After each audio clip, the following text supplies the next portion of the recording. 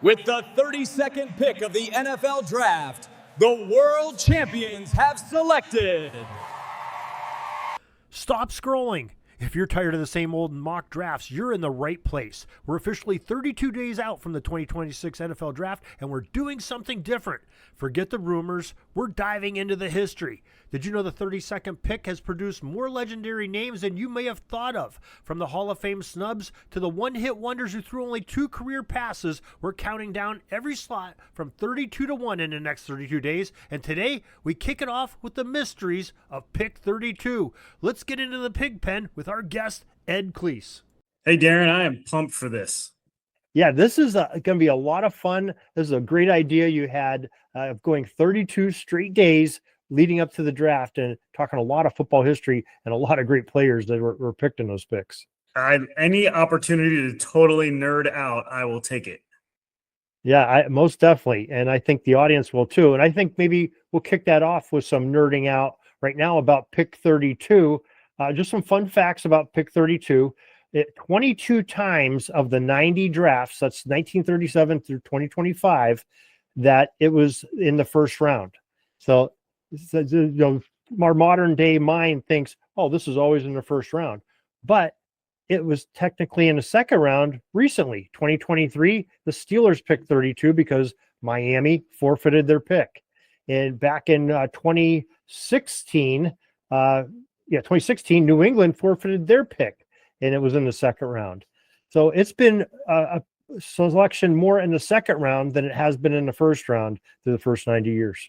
Right. And obviously, you know, we were still at 28 teams as recently as 95, right? Yeah. So 94 was the 94. Last year that we had 28 teams. So up until that point, the first, you know, that was the 32nd pick was like the 4th pick in the second round. So yes, during some of my research too, not all of these are first rounders.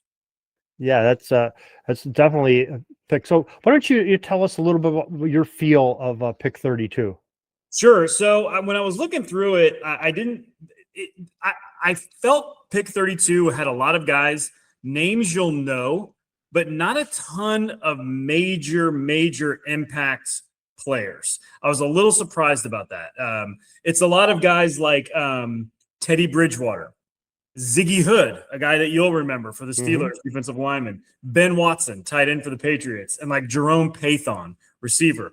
Guys that had solid careers, but weren't really big earth movers, you know?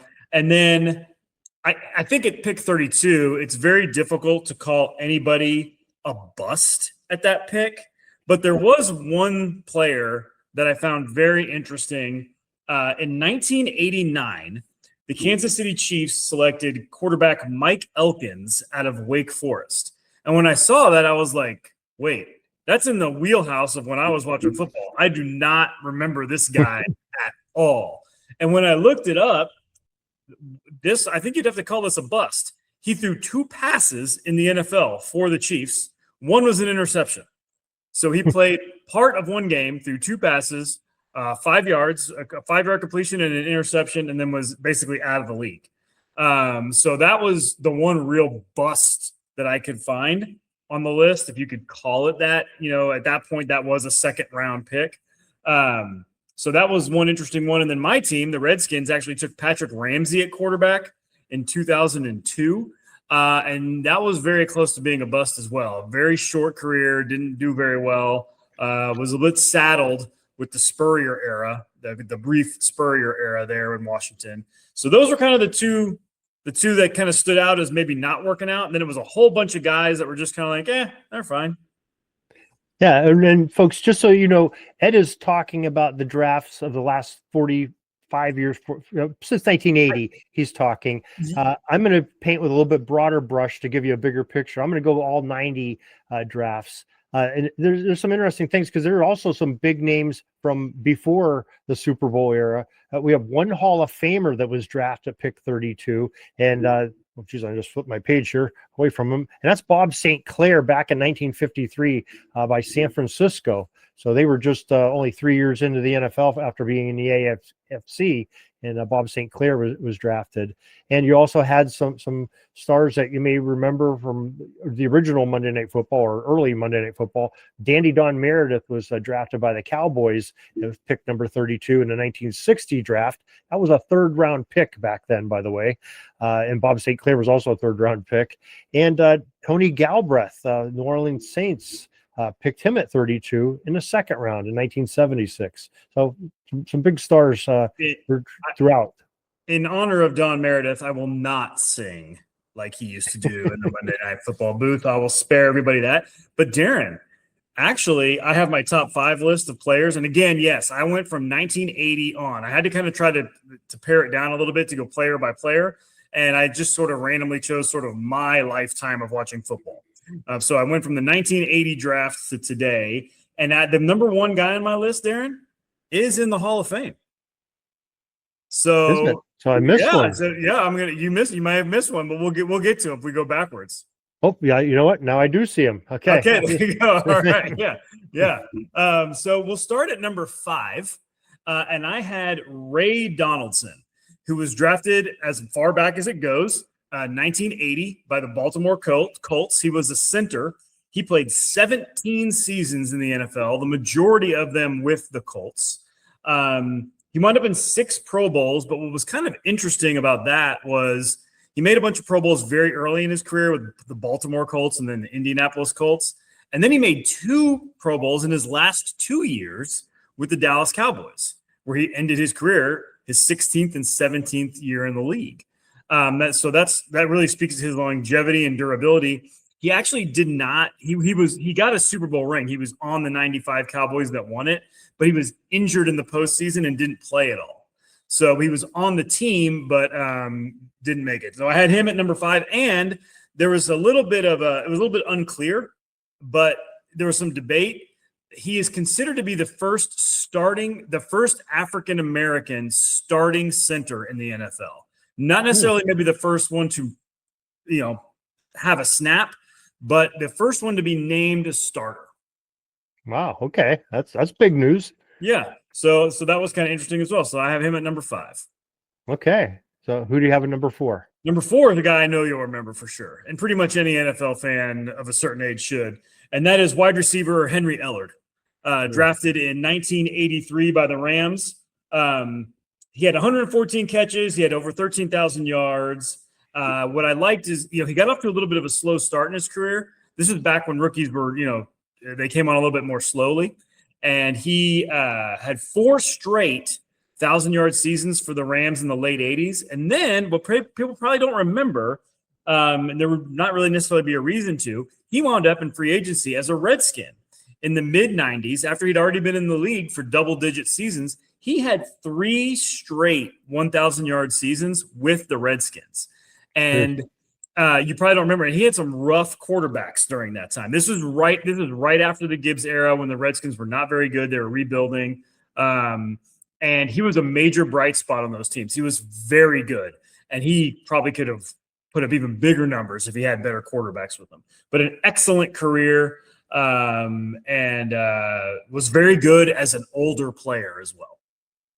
All right. So who do you have in the 3rd spot? Now, this is weird because it's a little harder when we get to the guys that were drafted somewhat recently, if their careers, if we're kind of in like a middle of their career. So I'm kind of going off of who he is and projecting maybe a little bit who he will be. He could go up on this list. Maybe he could even go down. But number 3 is Lamar Jackson. I've got him at number 3. We don't really need to get too into it. I don't need to give you many stats. We know he was a league MVP. We know how good he is. We also know that his career is maybe a little bit of a crossroads right now in terms of what's the ceiling of this career going to be? Without question, he's going to go down as one of the top 5 number 32nd picks of all time, though. Okay. Yeah. I mean, he's definitely a good pick. Definitely have some strong quarterback play there with Lamar Jackson. So who do you have above him? Number 2, this was tough. I didn't know whether I kind of flip-flop between him and Jackson, but I have Logan Mankins at number 2. He was drafted in 2005 by the Patriots, offensive guard. Talk about rock steady. He went to 7 straight Pro Bowls, and he was and really Pro Bowls, especially now, are it's a tough marker. It doesn't mean much anymore. It used to mean a lot more. But what has always mattered and what still very much mattered and really set you apart is that first team All-Pro. And he did that twice, which is a really big deal. Basically, you're saying at that point, you were the best in the league at or at least your conference, at your position. That's a really big deal. He is definitely in the Hall of Fame debate. He has not made it yet. He's been on the ballot. He's somebody that people consider. I don't know if he'll get there or not. What was really interesting about this, Darin, so he was drafted by the Patriots in 2005, and he played, I think, 9 seasons with them. How many Super Bowls do you think he won? 1? 0. 0. Oh, somehow his exact career coincided exactly with the Patriots Super Bowl drought. They won it in 2004. They drafted him in 2005. He went to the Bucks in 2014 and ended his career. The Patriots won the Super Bowl again. So I don't know if that's a mark against him. And he missed the Buccaneers Super Bowl. What? And he would have missed the Buccaneers Super Bowl. And he missed the Buccaneers Super Bowl. So poor guy never got a ring despite playing for the Patriots in the middle of their run for almost 10 years. That's really wild. Wow. That worked out that way. But yeah, a great player and probably at least a borderline Hall of Famer. Yeah, definitely a great pick there. I was wondering if he was going to show up on your list, but yeah, yep. Great pick. And the number one this was easy. This is just not even if we went back and considered Dandy Don and Bob St. Clair, and even if those guys were on my list, this guy would still be number one. And that is Hall of Fame quarterback drafted in 2001, Drew Brees. Mm-hmm. Easy as it gets. You and I could sit here and debate, where he falls on the top 15 list, top 10 list, whatever you want, that's fine. But there's no debate that he is the best 32nd pick in the history of the NFL draft by the Chargers, of course. Had the shoulder injury, was going to go to the Dolphins. The Dolphins got scared of the medical report, and so he wound up in New Orleans. The rest is history. Obviously, there are so many words to describe his career and how brilliant he was and all the records he set. And I probably don't need to do that here. If you're listening to this podcast, you probably know about Drew Brees already. Yeah, I think so. That's a pretty big name there to know about. So all right, that's a pretty good part. Top 5, number 32 picks. I don't think I could argue with any one of those or argue that anybody should be above them. So I think that's Gotcha. A great job by you. Great job. All right, so I want to give a draft stat of the day, which we're going to do over the next 32 days. And it's based on historical NFL draft data from 1937 all the way through last year, 2025. The college that has the most players selected in round 1. Do you know who that would be? If we're going that far back, I would say Notre Dame. No, they are in the top 5. Okay. Ohio State University has 91 draft picks in the first round. Back in 1937. If we were in a more modern era, I would have guessed that, but I was a little surprised that they went that far back. But this just shows you they're 5 ahead of USC, who has 85, or I'm sorry, 6 ahead. University of Alabama has 81 and Notre Dame 71. Those are your top schools with draft picks in the first round. Which Ohio State's only going to keep adding to that tally. Yeah, that's for sure. They'll probably add a few more this year, I'm sure. Yep. Yeah.